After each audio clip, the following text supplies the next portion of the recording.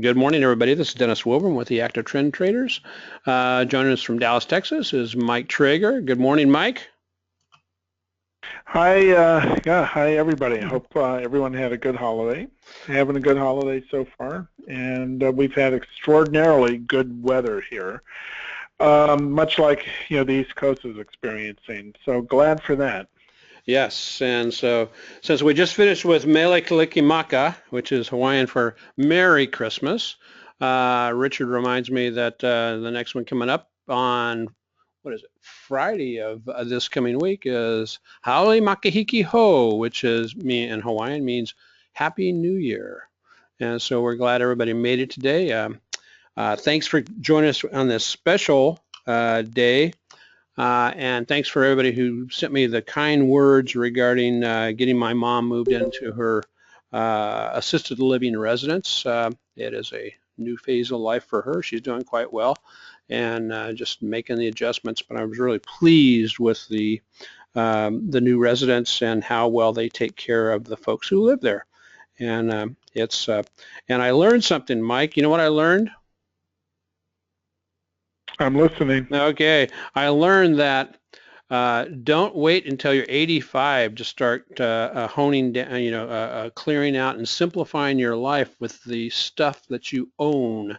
Do your kid, if you got kids, do your kids a favor, and while you are still able to make decisions fairly quickly, um, get rid of your stuff that and just start simplifying because I tell you that was one of the challenges of the whole week that I was back there getting mom moved is I mean just sometimes just absolute junk was she couldn't make her mind whether she wanted to keep it or to let it go. And so anyway, well, God bless her, and I know that it was good to be back there with her and actually live with her for a while in the new residence.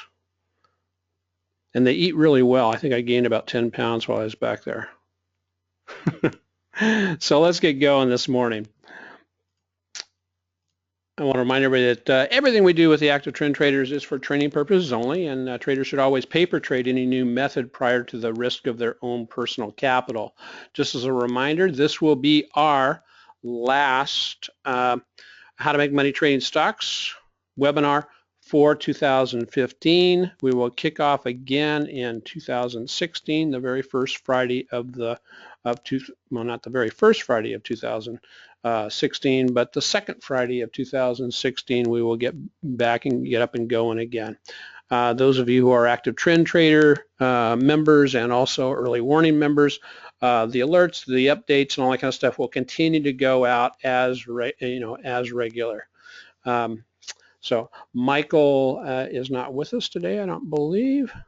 I'm looking for him. No, I don't think he made it.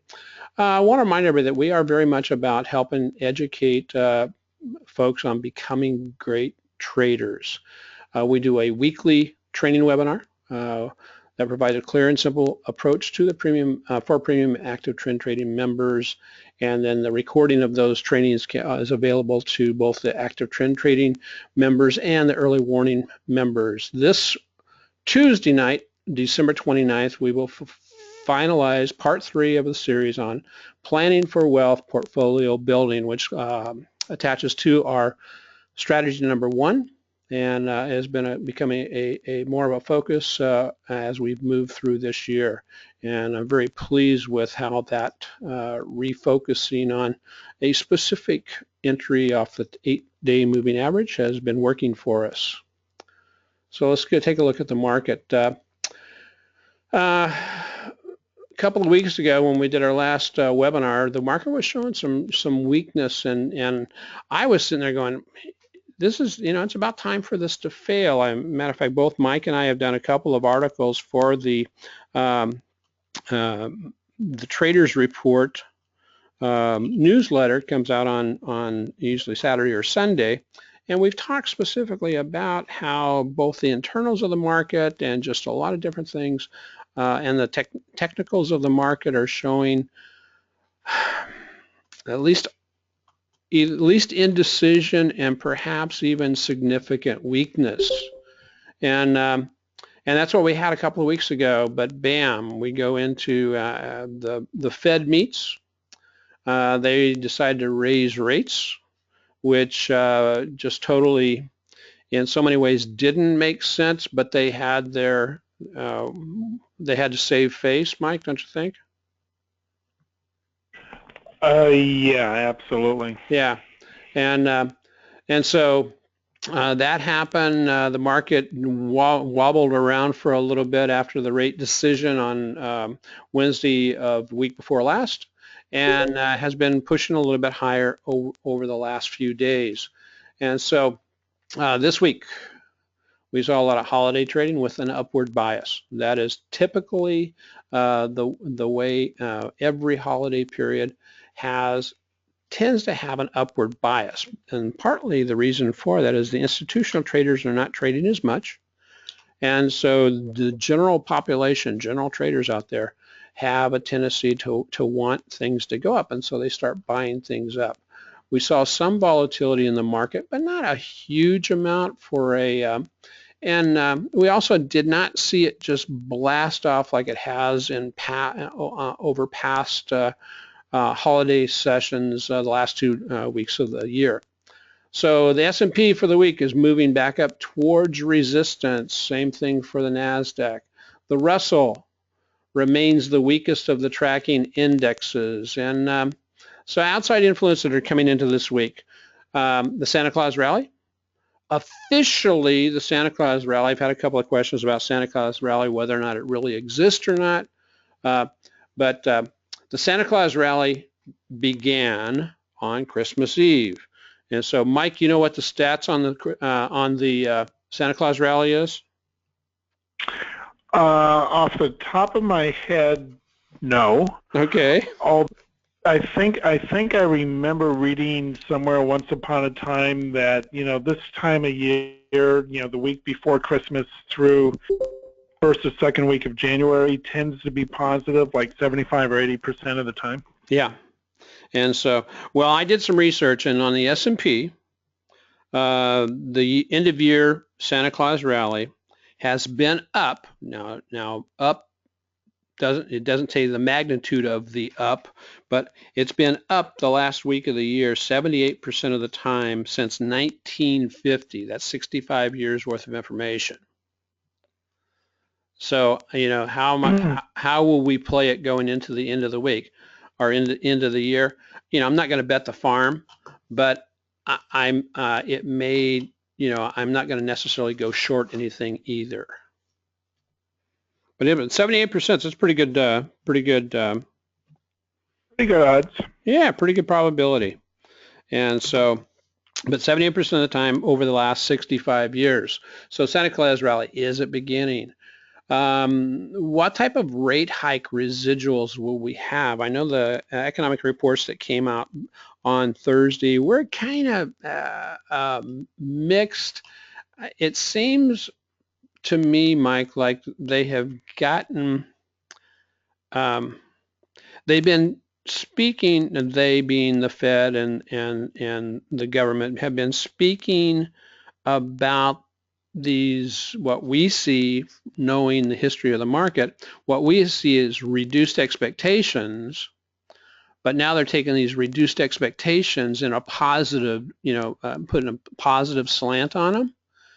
And well, I think I made the comment when we last had one of our Wednesday evening sessions before the rate hike was announced, and I think I made the comment that, we know they're going to raise rates, and we know that they're going to put as positive a spin on it as they possibly can, because they're really trying to retain whatever credibility they think they might have left. But that's spin or propaganda or whatever word you want to use, and it just kind of flies in the face of the numbers that have been coming through. Yeah. And the numbers are such that we're closer to the end of an up economic cycle than we are to the beginning of one. Yeah. And there are certainly sectors of the economy that are already in recession, and the sectors that aren't in recession are closer to that than they were a few years ago. Yes.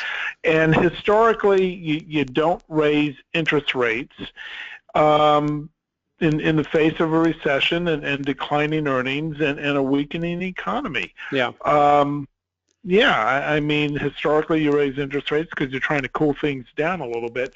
Things are already cooling down on their own. So it would behoove anybody who's reading or listening to anything around us to not pay too much attention to what the Fed says or what some of the mainstream media might want you to believe, because it's just spin and not really what's going on out there.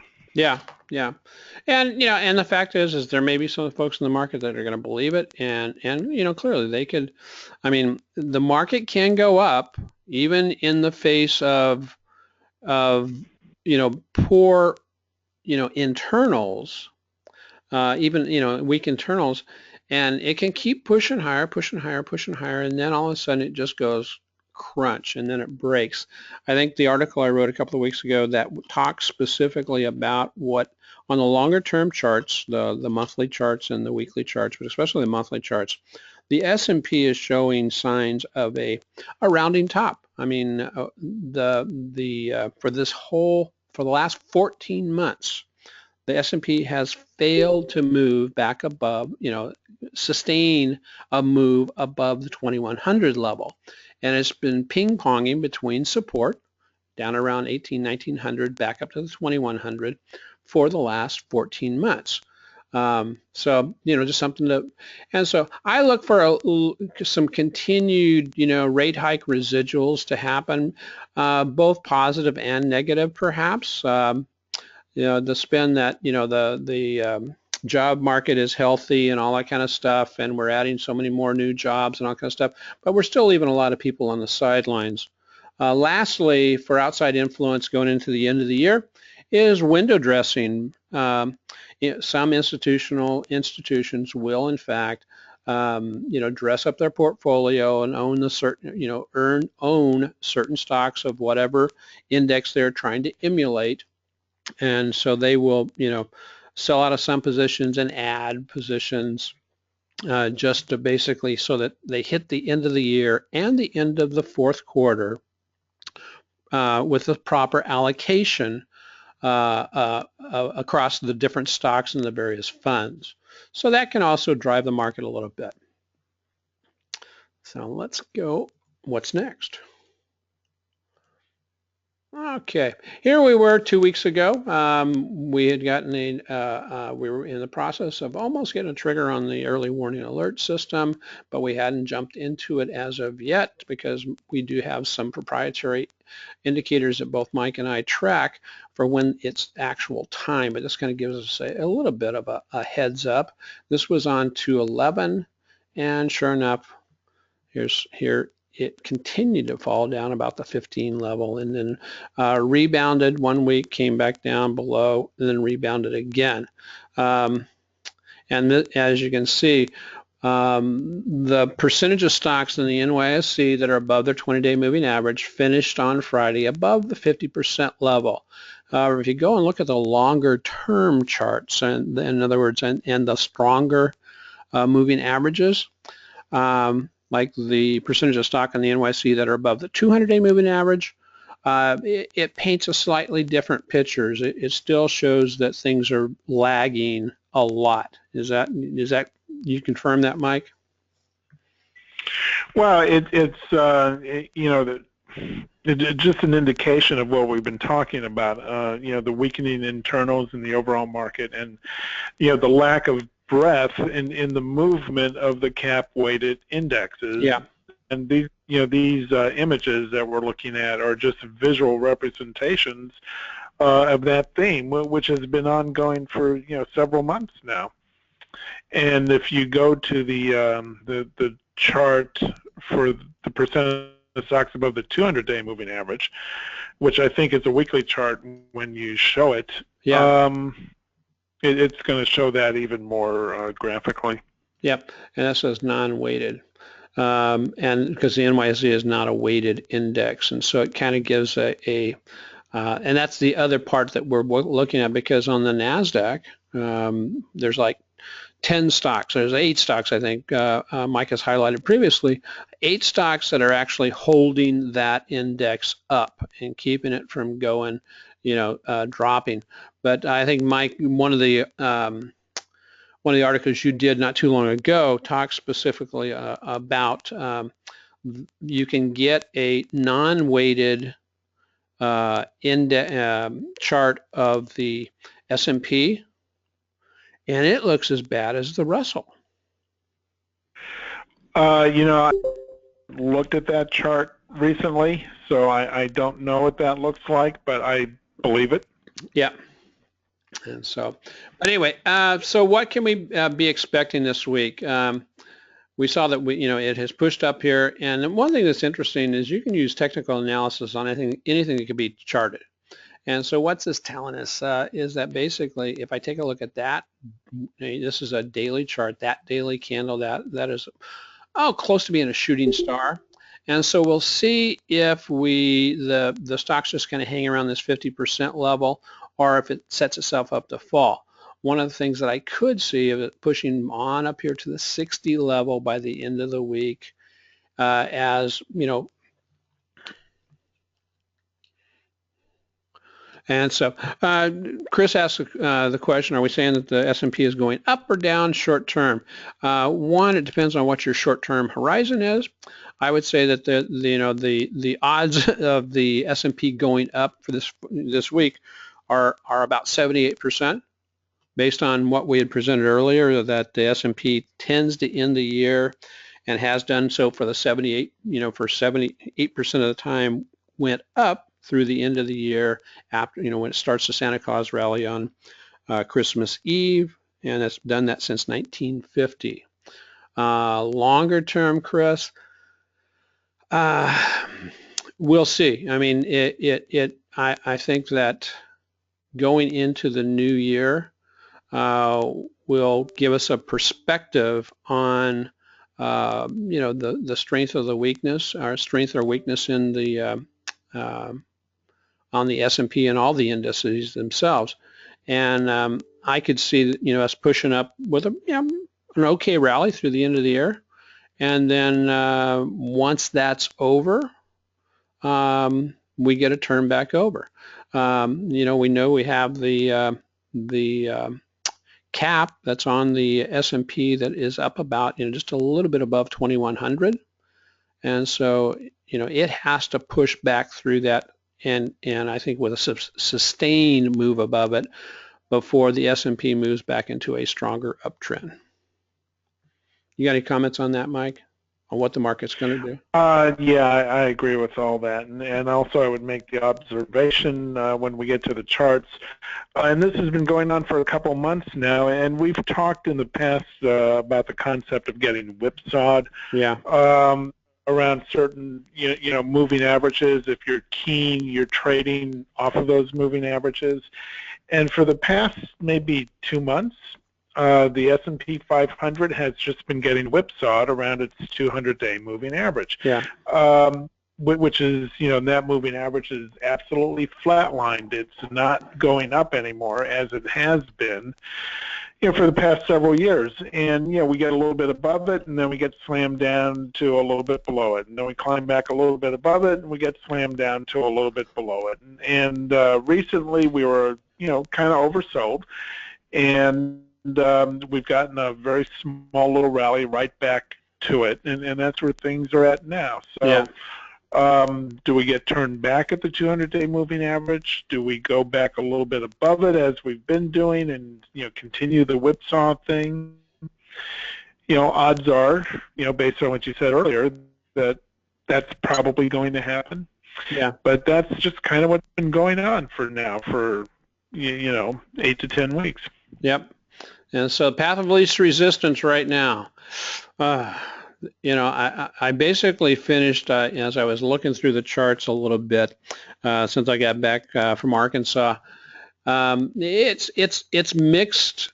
It's kind of a mixed type of perspective. On Friday and Thursday actually finished with a mixed market. The Nasdaq, I think, and the Russell were up a little bit, and the S&P and the Nasdaq and the Dow were down a little bit.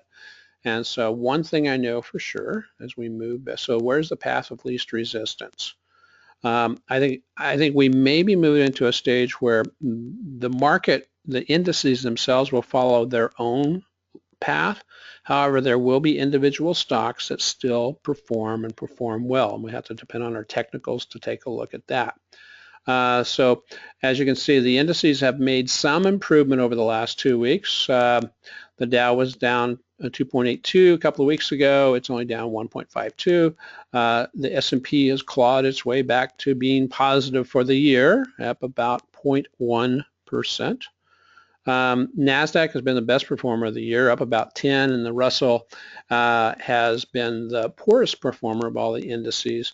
And we'll see if that one other thing I was talking about with the residual from the Fed meeting. We're still waiting for the Russell to show what it's going to, what the small cap index is going to do because of that increase in that, even a slight increase in the interest rates, how that's going to impact those smaller cap companies. And I think we'll see that as that will work out more over the next, probably 30 to 90 days as those smaller cap stocks start to report earnings going into Q4 earnings when they start reporting later on in 2016. They will start writing up about, okay, how is that the new interest rates going to impact them. So let's take a look at the charts. Speaking about the S&P, and Chris, the timing of your question was really good. I drew this line in here earlier today, and basically it is just a trend line. And so what do we have going on here? We basically have the S&P has driven itself up on a daily basis, back up just at the 200-day moving average.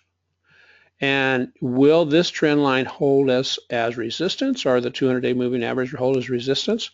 One thing, one positive it has going for it is that with the shorter-term moving averages now below it, that could act as a level of support, and so we may get a bounce like that, or it could just basically drop on down. Other positives on the daily chart for the short term is low, and this pivot low right here is slightly higher than the other, but we have not driven back up above this level, just at about 2075-ish, have not driven back above that, and so we have to break back above this line here and then to be back on our merry way. On a weekly chart, it's even more. In other words, to be back onto a more of a confirmed uptrend, would have to break back above this 2115 level. But I'll show you on the weekly chart. This is more or less a morning star type configuration where we get a small body slightly at or below the longer body here, and then this week's price action pushed all the way over halfway up this candle here, this long red candle, and so that would be considered a morning star, which is a positive bullish reversal signal. Where might it go? Again, you've got 2100 with a high up here at 2116. Those are the the stronger levels of resistance, but it's sitting at a level of resistance also right here. On the true strength indicator, looking like it wants to turn back up, but notice how this particular move up is with a very low, it doesn't show a lot of acceleration. It would need to be steeper. This is a very shallow path that it's moving back up through the zero line. Same thing, the momentum indicator has not on a daily basis pushed back above. And so here's where we get a little bit of a cross current in that the true strength on the weekly is showing that, hey, we may be bouncing, which is a positive, off the zero line and to drive it back up. But as you can see, and we can see this very, very well, is across this line as the market was making new highs, what was the momentum doing? It was not making new highs, so that's a negative divergence. We got a little bit of a pop up here as it made this new high, but then from there on, again on the momentum indicator, also not making new highs. We finally get a pop back above after this move up after October, and so this is positive, but we need for it, it still has not broken out above this swing high up here, our resistance zone between 2100 and 2116. So what are you seeing here, Mike? Well, I can't really, say much or see much that you haven't already touched on.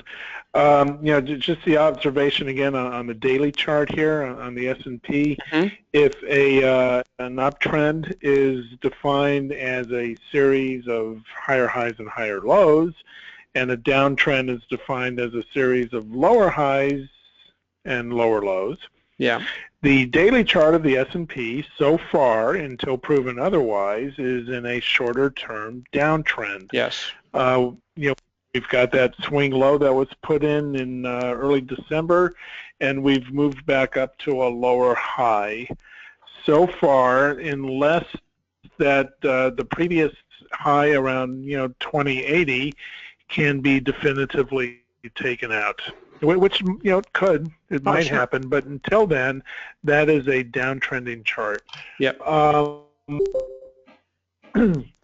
And on the weekly chart, we're just sort of kind of sort of in a downtrend there also. We put in some pretty significant swing lows in the past few months. We've come back to a lower high, and now just kind of consolidating around that range. Yeah. And it starts to show up, this rounding feature of this chart starts to show up when you get to the weekly or even the longer monthly charts.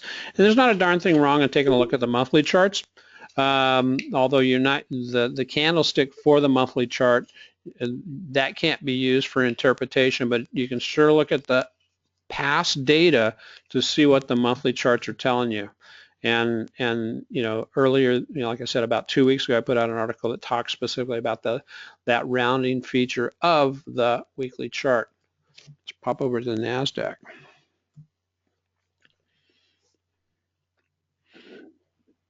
Excuse me. Okay. NASDAQ, a little bit muted in its pop up off the 200-day moving average. However, that's one of the big positives with the NASDAQ, is it is operating above the 200-day moving average. And let's see.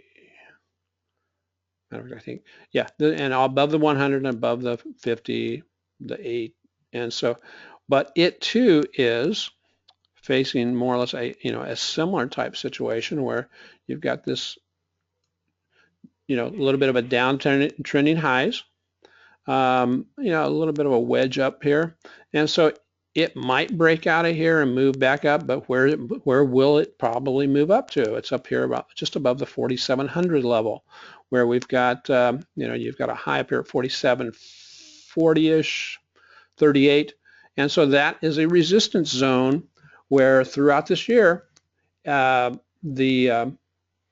NASDAQ has tried to push up through it, but then failed. And over this whole, this time period here from about July, notice how the weekly swings started getting much bigger and much more volatile, and that is also often a telling sign that, guess what? I'm stuck in stuck in limbo between a level of support down here at about 4,200 and this level of resistance back up here that's around the 4,700 level. We're seeing something similar, very shallow attempt to rally here on both the true strength index and the momentum. We have had a pop back above on a weekly chart. The weekly chart on the NASDAQ and both the NASDAQ and the S&P actually look better than the daily charts. But price action has, and I'm talking about these momentum indicators, however, price action itself has not proven what's going on with the momentum indicators in the true strength. And so, but it's worth, definitely worth keeping an eye on. How might we trade this? Well, you've got any type of a pullback that gets back down into this support zone. As Mike was saying, it's hard to trade if you're trading the 8-day moving average or any of the moving averages for bounces. When you go into these sideways type moves, you almost have to stop that because the moving averages become like spaghetti. And then you have to be looking for, at that point, where's my support, where's my resistance, and be patient and plan your trades around that if you're trading the index ETFs and or the leverage index ETFs.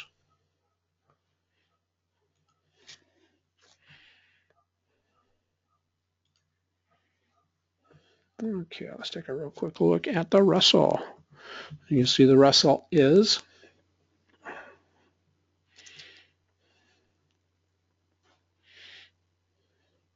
okay on the Russell on a weekly chart is showing something similar to the S&P. You have a Morningstar-like formation going on here. Last week's price action pushed all the way back up into, over halfway into this large candle, which is a positive sign. We have the true strength indicator trying to turn around, but as you can see, the other momentum indicator on the weekly chart is not as strong as it was on the other indices. And also there's a retraction here to pull back to where it bounced the week before last. Didn't quite make it to the bottom of this hammer, but it did make it down into the support zone that's defined by the wick of this hammer. On the daily chart, I had drawn in these this Fibonacci from the high and from the high here in the first part of December down to its low, and then its rebound. As you can see, it has rebounded. It has reclaimed the 38.2 retracement, but it's hammering right up against the 50 and 50-day moving average, and also it failed to hold the 50% retracement. And as we know, this 38.2 to 61.8, that's kind of like the magic fib box, where on rebounds, that's where things tend to either make a decision, am I pushing higher or am I going to reverse and go lower? So the Russell itself, again, being the weakest of the three tracking indices that we keep a look at, is in that, the fib box, and will probably be, we'll see what happens to it over this next 4 trading days. Now, next week is a shortened trading week, but remember, the New Year's Eve is a full trading day, so just be aware of that. There is a strong level of resistance up here at the 61.8 level. It defines the start of a zone, and then you've got the 100-day moving average and the 200-day moving average way up here. Mike, you got anything on the Russell? Gosh, no, nothing that I don't think we've commented on before. Yeah. Sort of a downtrending picture on the daily chart. Yeah. And a downtrending picture on the weekly chart. Price action on the Russell for several months now, going back, I think, to June or July. Yeah. Has been living under its 200-day moving average. Yep. And as you've mentioned, probably the weakest the indexes that we monitor and trade. Yeah, because here is the, here is the beginning of 2000. This is a monthly chart here. Just want to pop this up. And for 2015, as you can see, I'm going to get rid of that. 2015, as you can see, we have fallen. It basically has gone nowhere. And it came up, made a little bit of a high, and then started, showing its weakness much earlier in the year than the other indexes. And after the, June timeframe, had a real nice heavy sell-off, and then we're coming up here to make up what could be on a monthly basis a new lower high. And so that would be very interesting, almost like a potential head and shoulders type pattern. Going here, head, right shoulder, and we've got a strong level of support down here just below the 1100 level at approximately 1076. And so if that fails, then we'll be targeting potential of falling all the way to the 900 to the 867 level. Yeah, which could very well be a level of support, since it was a pretty strong level of resistance in the past. I was also going to point out, we've had some pretty significant swing lows in the Russell on the monthly chart. Yeah. Back in like 2011, even right here. 2012. And if you were to start drawing some Fibonacci's in there and start looking for the common retracement areas,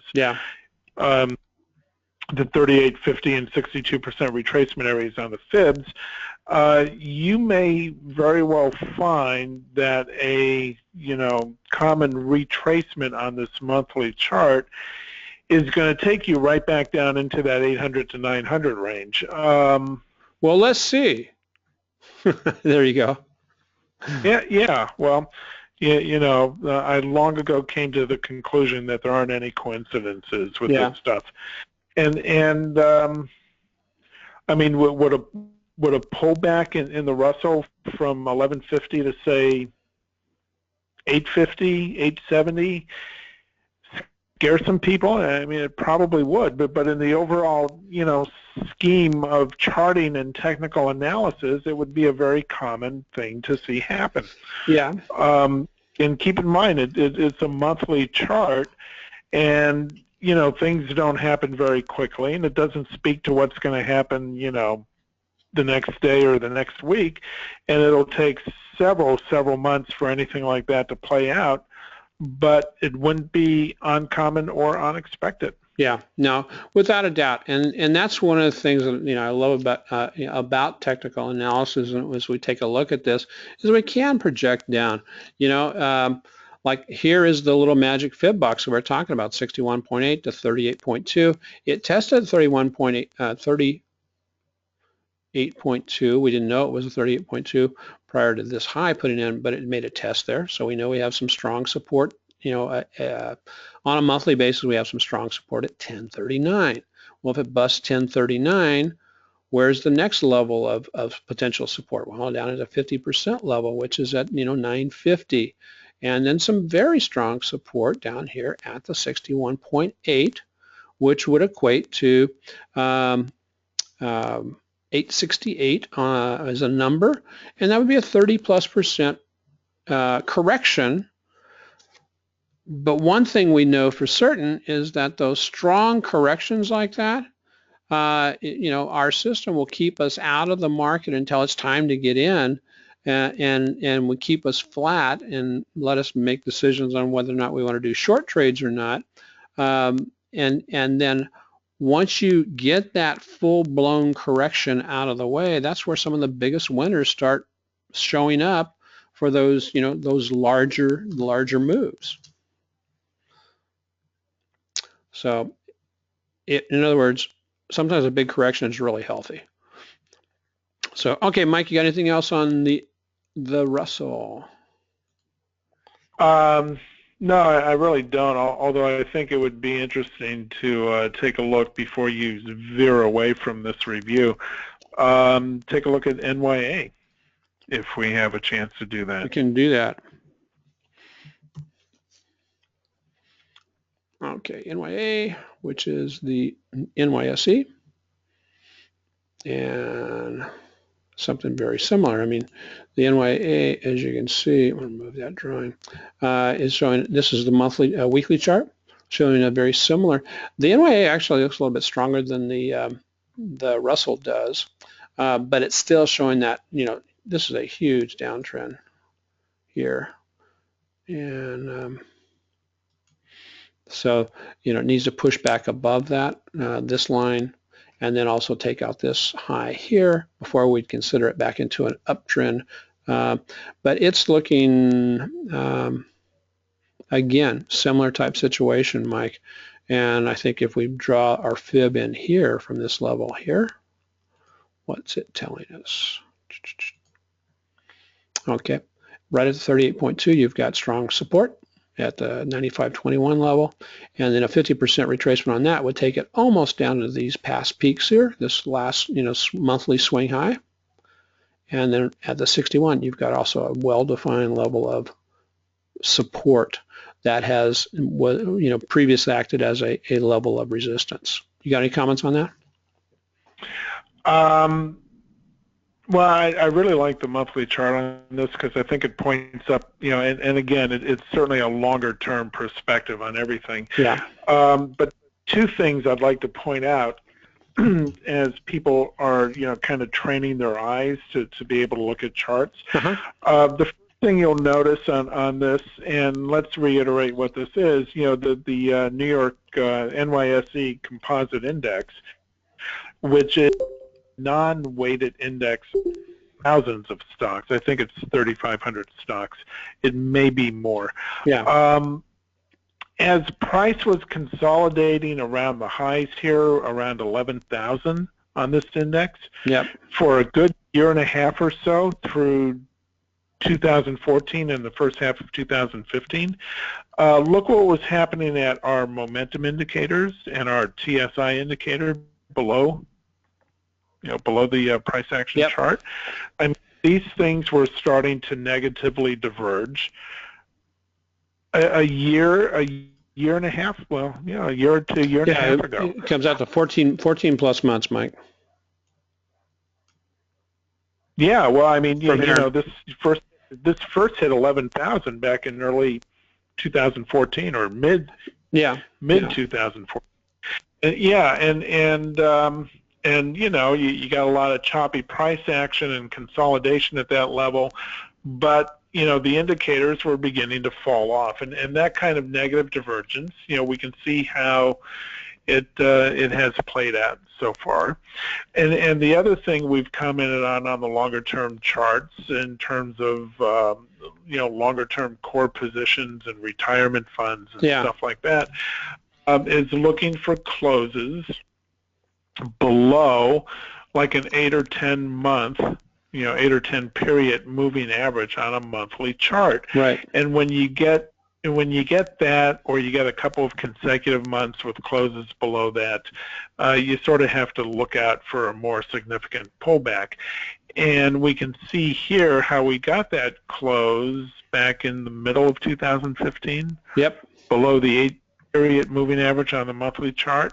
And we have now stayed below that moving average for several months ever since then. Yep. And you know, that was one of the first or early clues, you know, for longer term investment positions to either start, you know, thinning out or taking profits on some of those positions. Sure. And you know, be ready for a more significant correction, which certainly we did have, and we haven't gotten back above that moving average really on a monthly close since then. And that's one of the ways you can use these monthly charts and all that kind of stuff, is take a look and see where the 8 period moving averages are on these monthly charts, and they can be really great, you know, lines of demarcation for determining, okay, where do I want to trade from? and it can work really well. I want to point out one thing, Mike, down here, that one of the patterns that I really like. Mike talked about the negative divergence here, but also on the true strength indicator, and that's why I like the true strength indicator more than I like stochastics, is it puts in this nice little topping head and shoulders right there, and then it falls from there. Right here's a little head and shoulders pattern going on, and as soon as it breaks down below that, it actually, it actually breaks down below it earlier, back in August of 2000 September 2014, and then it really starts accelerating. And as you can see, it still pushes back up, but then it hits this level here just before it drops below the 0 line. So good thing. Yeah, I mean, when you look at look at this chart and you look at it from that longer term perspective, some of the volatility we've had here the past few months. Yeah. I mean, there shouldn't be any surprises. Yeah. At least there haven't been, for me. Okay. So let's move on here. And so, hey, the active trend trading system that we've been following, we basically trade 3 different strategies with it, but the primary strategy is strategy number 1. We look for, one, we follow these pillars, what to trade. Trade top quality IBD growth stocks. And I really want to thank Richard Izumi for sending me the book Momentum Masters. I've been reading through that during the holiday period. And Mike, the thing that I really like about this this book is it does an interview with 4 momentum traders who have done really quite well, and much of what they're doing, especially honing in on trading the strong growth stocks, is the way they generate the significant returns that they do on a yearly basis. And so that, along with how to build a portfolio, is what they're doing, is where the active trend trading system has landed and completed itself in 2015. We tell when to enter, when to exit, what strategy to use, and what we expect. Okay, this is both closed and open account positions, and we're at about 14.5 with a 61% win rate. Here's our open and closed positions, and this significant starting to move back up that happened in August was due to a conversation that Mike and Traeger had with me about, hey, some things had kind of like come into the system that weren't supposed to there, so we got rid of those, and the results have turned around significantly. I'm going to be looking at the first part of January to start or sometime in January, start a focus training session for smaller groups, no more than 10 per training session, and we'll get more details out on that sometime this coming week. And then early warning alerts, we posted a new website YouTube channel on that. We did have an early warning alert last week, or a couple of weeks ago, and we wound up closing a piece of that on TNA for a 10% gain over a 14-day period. Just the market's getting flaky, and both Mike and I agreed that, hey, let's take at least some of the profit off the table.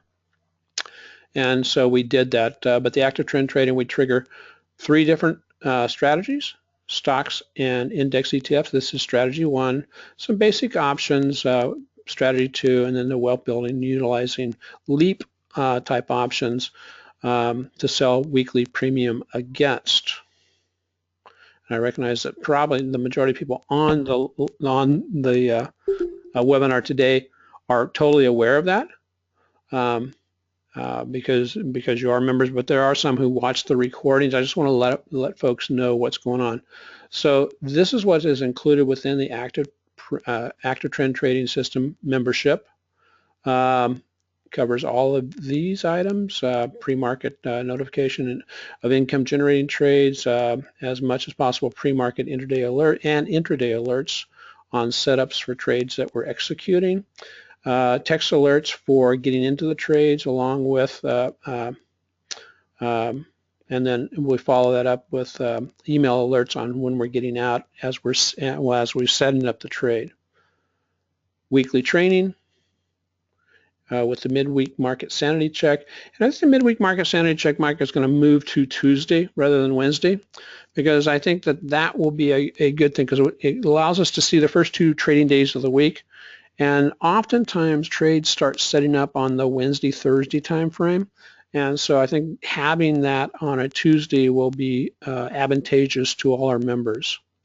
And of course, that is recorded so people can watch the recording afterwards. And here's the early warning alert. On our full position tracking account, we're up about 29% right now. On the partial position, we're up about 16%. And so compared to what the market is doing, we feel good that, you know, in our first year of doing the early warning alerts, that it is outperforming the market nicely. And so just a reminder for folks that in January prices will be going up on a membership. If you are already a member prior to January 1st, your membership fees will stay the same for as long as you maintain an active membership. And so we are offering a significant discount through the end of December, and the new prices will go in effect in December on January 1st. So I want to say thank you for joining us through the year. I hope that what we have been able to share with folks has been, one, instructional, give you good ideas about what the market is potentially doing, and just want to, you know, encourage everybody, hey, we want to keep the egg growing, trade wisely, trade profitably, and Happy New Year. And I look forward to some really, really good things happening in 2016. Mike, you got any comments? Mike is gone. And so Mike never stays around for that part, you know. So, okay, guys, with that, I'm going to close the webinar section, and now I'm free to look at some stock charts. We'll look at stock charts for a while. So, Baba. Let me get my charts back up. Oh, excuse me.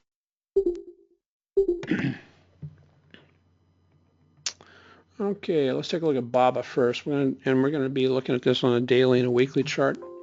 BABA I think, just came back, Richard, on the IBD 50 list. And as you can see, what's it doing here is basically it's coming to form this little, you know, it has started to rally back up, has reached up here to this rally resistance point at 80, you know, about $85, and we see that that's also happening here. This consolidation is happening on basically lower volume, so that's a good thing. And so, but we've got this trading range here between, you know, just up down here to, well, we've got 2 trading ranges actually, one down at about 79.25 up to this 85 level. And so depending on how much of a, you know, loss this is, I would be looking for a nice bounce off either the 8, or it may actually drop down here to the 81 to 80 level, would be also another potential entry level. If we get a quick rebound, one of the things that makes it less attractive as a bounce off the 8-day moving average type of trade is that it is so close to this resistance that is at the 85.21 level. So a couple of different ways. You could trade it on the breakout above that level, or also switch over to an intraday chart, intraday chart, to plan an entry. Another thing that you could do is look for what happens off the 8-week moving average, and as it projects up a little bit, is if it gets a rebound off the 8-week, that which is down and will be down here at about 81, 83, that would also be a a potential entry for you. And that's how to use both of those charts in combination, Richard, to say, okay, I'm not getting a lot on the daily charts, but what's my weekly chart show me? Where do I need, what level would this be an acceptable trade? Hope you and your family had a very Merry Christmas, my friend. Starbucks.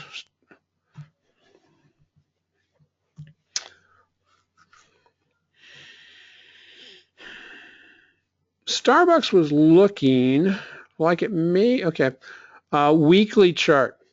Let's take a look at that first. We've got a nice little bull flag going on here. We're still, the uptrend is still in operation.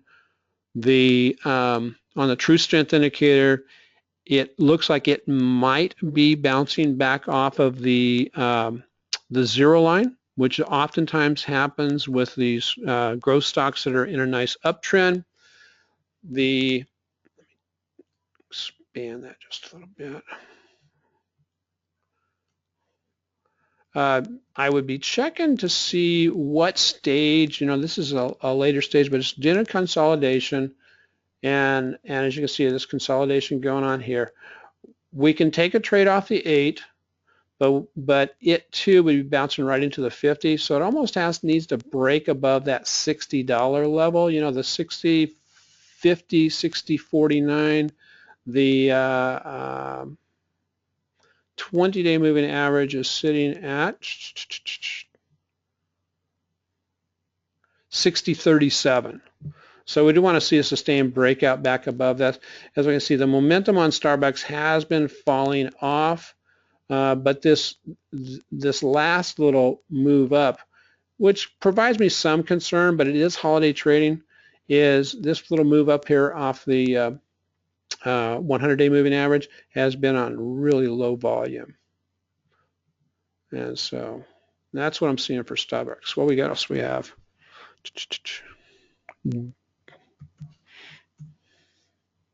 Diamond Offshore.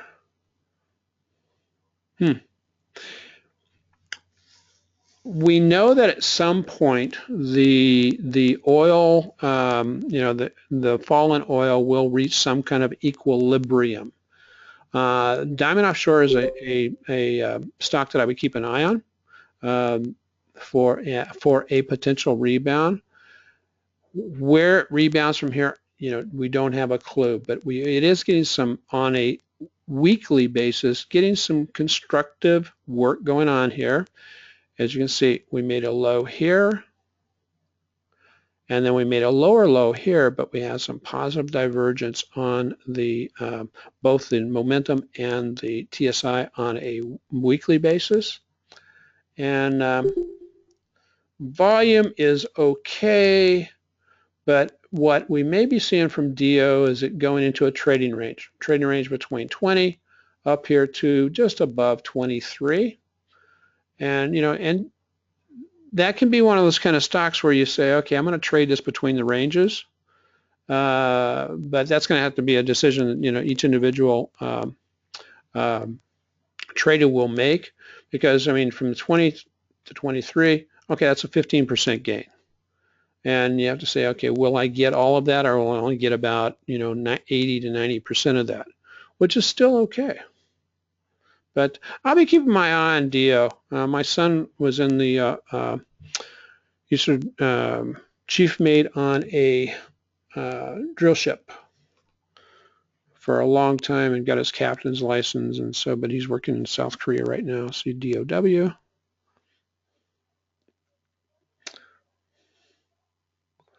Okay.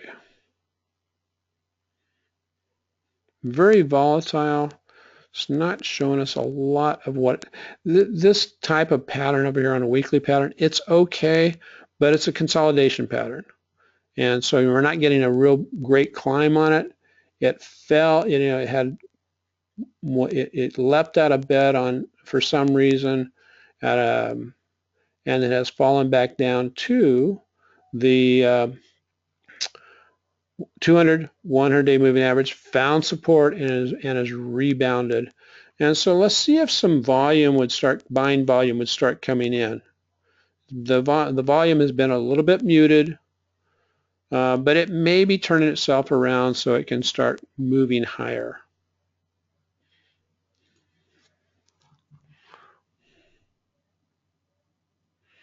Okay, let's see, HON. And on all of these stocks, I would, of course, be going to the IBD website to do a stock checkup on them to see if their fundamentals were okay to jump in, to be looking at, and also to see, because that's, so Honeywell International. Honeywell International is not really a growth stock. It may be a good dividend stock, but growth-wise, it is, it's one of the old companies that's out there, but it's worth keeping an eye on. I mean, look at the scale here. This here is a 7% move, so you're working at on an 8% channel right now, or sideways move.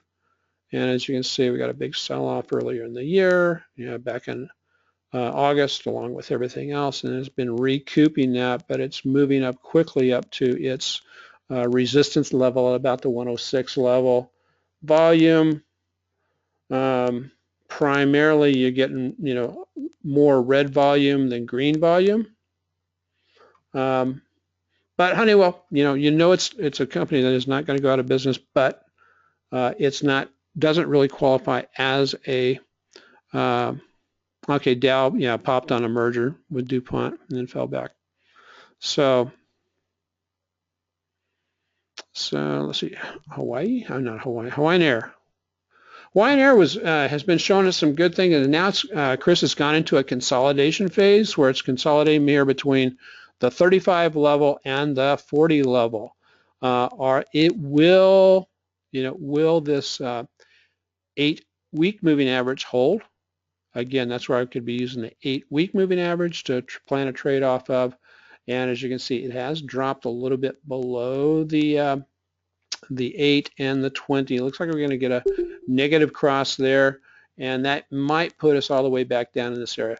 On a daily chart, it's telling me wait, and on a weekly chart, it's telling me that I could utilize that 36.28 level to plan a trade around. That's on a rebound from it. I want to share a couple of stocks with you. These are stocks that we had been in earlier. AKRX has made a really nice rebound. We actually got taken out of this for a small loss, but it's made a nice rebound. Some volume starting to come in back into it, and so we'll see if we can close back. Next strongest resistance is up at the $39 or $40 level with the 200-day moving average. No, I'm sorry. That's the 200-day moving average. And so I'd be watching this to see if we're going to, if we can sustain a breakout above the 37.54 level, then watch for a potential pullback and bounce from there. And then the other one, there was another, I want to say it was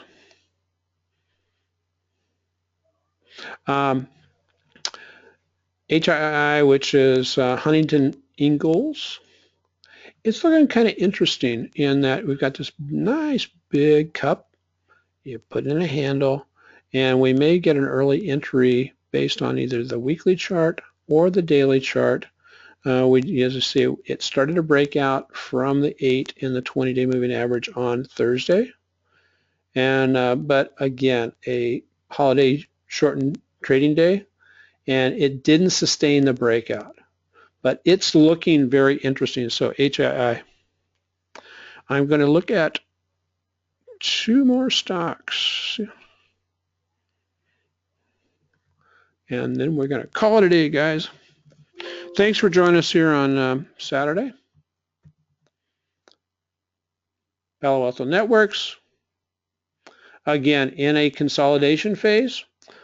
Chris, you've got a couple of, and it is putting in, this is not a double bottom. This is not a IBD double bottom or a traditional double bottom, but it's just basically doing a nice consolidation here. You can actually draw in your lines like this, and it will break one of these 2 directions. So it's a nice triangle formation moving up, and right now it's kind of in no man's land, and it may push on back down. On gap ups like this, about the midsection of the gap tends to be a pretty strong level of support. So 175-ish.